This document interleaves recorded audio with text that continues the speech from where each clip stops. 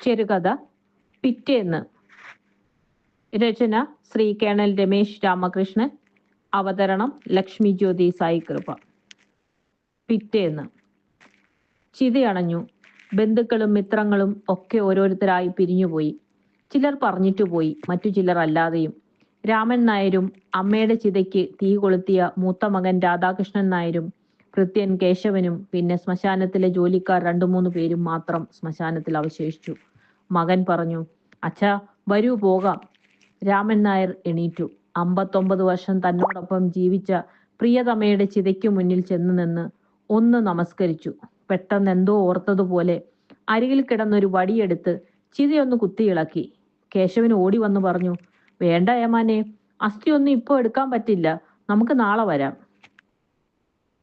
നിറഞ്ഞ കണ്ണുകളോടെ ചിതയിലേക്ക് ഒന്നുകൂടി നോക്കിയിട്ട് അയാൾ തിരിഞ്ഞു നടന്നു. രാമൻ നായർ വീട്ടിലെത്തി. നേരെ കിണറിന്റെ അരികിലേക്ക് പോയി. അപ്പോഴേക്കും ശവസംസ്കാരത്തിന് വന്ന മറ്റുള്ളവരുടെ കുളിയെല്ലാം കഴിഞ്ഞിരുന്നു. ആരോ ഒരു തൊട്ടി വെള്ളം അയാളുടെ കയ്യിൽ കൊടുത്തു. അയാൾ അത് തലയിലൂടെ ഒഴുക്കി. മുറിയിൽ ചെന്ന് വസ്ത്രം മാറി. എന്നിട്ട് വരാന്തയിൽ കിടന്ന തൻ്റെ ചാരുകസേരയിൽ പതിയെയിരുന്നു. മനസ്സിലാകെ ഒരു ശൂന്യത. രണ്ടാമത്തെ മരുമകൾ ലക്ഷ്മി ഒരു പാത്രത്തിൽ കുറച്ച് പഷ്ണിക്കഞ്ഞി കൊണ്ടുവന്ന് കയ്യിൽ കൊടുത്തു. ഒന്നും മിണ്ടാതെ അയാൾ അത് കുടിച്ചു. ഒന്ന് കണ്ണടച്ചു. എന്തിനാണച്ചാ നിങ്ങൾ അമ്മയെ കൊന്നത്? ഒരു ഞെട്ടലോടെ രാമൻ നായർ കണ്ണു തുറന്നു. മുന്നിൽ നിറ കണ്ണുകളോടെ നിൽക്കുന്ന മൂത്ത മകൻ. അയാളുടെ അടുത്ത് തന്നെ മറ്റ് 7 മക്കളും അവരുടെ ഭാര്യ ഭർത്താക്കന്മാരും കുട്ടികളും. രാമൻ നായർ ഒന്ന് പരിഭ്രമിച്ചു. എന്നിട്ട് ചോദിച്ചു, എന്താ എന്താ നീ പറഞ്ഞത്? മുഖത്ത് നോക്കിക്കൊണ്ട് തന്നെ മകൻ ആവർത്തിച്ചു, അച്ഛൻ എന്തിനാ അമ്മയെ കൊന്നത്? ഒരു ഇടിവെട്ട് ഏറ്റതുപോലെ അയാൾക്ക് തോന്നി. കൈകാലുകൾ മരവിച്ചു. ഹൃദയസ്പന്ദനം തന്നെ നിലച്ചുപോയോ എന്ന് അയാൾ സംശയിച്ചു. ഇതിനിടയിൽ തൻ്റെ മറ്റു മക്കളും അതേ ചോദ്യം ആവർത്തിക്കുന്നതായി അയാൾ കേട്ടു. എങ്ങനെയോ രാമൻ നായർ എണീറ്റു. ആരും സഹായിച്ചില്ല. ഉള്ള ശക്തിയെല്ലാം എടുത്ത് അയാൾ മുന്നോട്ട് കുതിച്ച് മകൻ രാധാകൃഷ്ണന്റെ ഷർട്ടിനെ കുത്തിപ്പിടിച്ചുകൊണ്ട് ചോദിച്ചു, എന്താടാ നീ പറഞ്ഞത്? ജീവന് തുല്യം ഞാൻ സ്നേഹിച്ചിരുന്ന എൻ്റെ പ്രാണന്റെ പ്രാണനെ ഞാൻ കൊന്നു. ഷർട്ടിന്റെ പിടി വിടുവിച്ചുകൊണ്ട് രാധാകൃഷ്ണൻ പറഞ്ഞു, അതെ അച്ഛാ, നിങ്ങൾ അമ്മയെ സ്നേഹിച്ചു കൊന്നു. രാധാകൃഷ്ണൻ തുടർന്നു, വെറും 13 വയസ്സ് പ്രായമുള്ള എട്ടും പൊട്ടും തിരിയാത്ത ഒരു പെണ്ണായിട്ടല്ലേ അമ്മ ഈ വീട്ടിൽ വന്നത്? 59 വർഷം അച്ഛൻ്റെ ഭാര്യയായി ജീവിച്ചു. ഇതിനിടയിൽ ഏതെങ്കിലും ഒരു ദിവസം അമ്മയെ ഒറ്റയ്ക്ക് ജീവിക്കാൻ അച്ഛൻ അനുവദിച്ചിട്ടുണ്ടോ? അമ്മയ്ക്കും ഉണ്ടായിരുന്നില്ലേ എന്തെങ്കിലുമൊക്കെ ആഗ്രഹങ്ങൾ? എടാ, അതിന് ഞാൻ... രാമൻ നായർ പറഞ്ഞു തീരുന്നതിന് മുമ്പ് ഇളയ മകൾ ജലജ, എപ്പോൾ നോക്കിയാലും അച്ഛൻ അമ്മയെ ചുറ്റിപ്പറ്റി നിൽക്കുന്നത് കാണാം. പെൺമക്കളായ ഞങ്ങൾക്ക് പോലും സ്വാതന്ത്ര്യമായി അമ്മയുടെ അരികിൽ ഇരിക്കാൻ പറ്റില്ല. എൻ്റെ മക്കൾ എപ്പോഴും പറയും അമ്മുമ്മയുടെ മടിയിൽ ഇരിക്കണമെന്ന്. അതെങ്ങനെ? പിറകിൽ നിന്നും രണ്ടാമത്തെ മകൻ രാജശേഖരൻ നായർ. 16ാമത്തെ വയസ്സിൽ അമ്മ പ്രസവിക്കാൻ തുടങ്ങി. 13 പ്രസവങ്ങൾ. ഞങ്ങൾ 8 പേർ രക്ഷപ്പെട്ടു.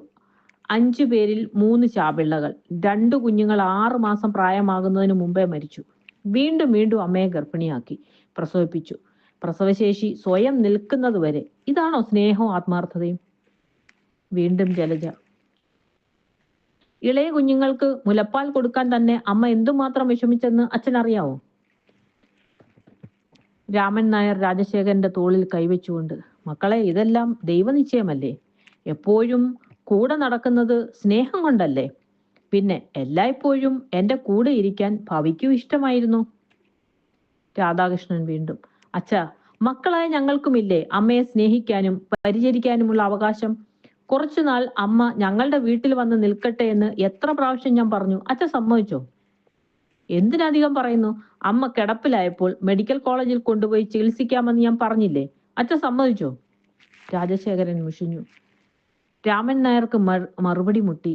എന്നിട്ടും പറഞ്ഞു, മോനെ, അത് വൈദ്യര് പറഞ്ഞിട്ടാ. കിടന്ന കിടപ്പിൽ വീട്ടിൽ നിന്ന് ഇറങ്ങുന്നത് അശുഭമാണെന്നും അയാൾ തന്നെ ചികിത്സിച്ച് ഭേദമാക്കാമെന്നും എന്നോട് പറഞ്ഞു. അല്ലാതെ ഞാൻ... പറഞ്ഞു തീരുന്നതിന് മുമ്പ് രാധാകൃഷ്ണൻ ചോദിച്ചു, അച്ഛനാരാ, ഷാജഹാനോ? രാമൻ നായർക്ക് അത് സഹിക്കാനായില്ല. അയാളുടെ ഞരമ്പുകൾ വലിഞ്ഞു മുറുകി. രക്തം ശിരസിലേക്ക് കുതിച്ചു കയറി. കുറ്റബോധം കൊണ്ട് തല പൊട്ടിത്തെറിക്കുമോ എന്ന് തോന്നി. അയാൾ കിണറിന്റെ അരികിലേക്ക് ഓടി. കൂടെ മക്കളും. കിണറിന്റെ അടുത്ത് എത്തുന്നതിനു മുമ്പ് ജലജ വിളിച്ചു പറഞ്ഞു, അച്ഛാ, അരുത്, അമ്മയുടെ കർമ്മങ്ങൾ ബാക്കിയുണ്ട്. രാമൻ നായർ നിന്നു, എന്തോ ആലോചിച്ചു. എന്നിട്ട് കിണറ്റിൽ നിന്നും 3-4 തൊട്ടി വെള്ളം കോരി തലയിലൂടെ ഒഴിച്ചു. കണ്ണുനീരും വെള്ളവും അയാളുടെ ശരീരത്തിലൂടെ ഒരുമിച്ചൊഴുകി. ആരോടും മിണ്ടാതെ അയാൾ ശ്മശാനത്തിലേക്ക് നടന്നു. അവിടെ എത്തി തന്റെ പ്രിയതമയുടെ എരിഞ്ഞടങ്ങിയ ചിതയുടെ മുന്നിൽ നിന്നു. ചിതയ്ക്ക് ചെറിയ ചൂടുണ്ടായിരുന്നു. എന്നിട്ടും ചിതാഭസ്മത്തിന്റെ ഇടയിൽ നിന്നും ഒരു അസ്ഥി കയ്യിലെടുത്തു. അതിനെ നെഞ്ചോട് ചേർത്ത് പിടിച്ചുകൊണ്ട് അലറി വിളിച്ചു, എന്റെ ഭവി, എന്റെ ഭവി, എന്റെ ഭവി.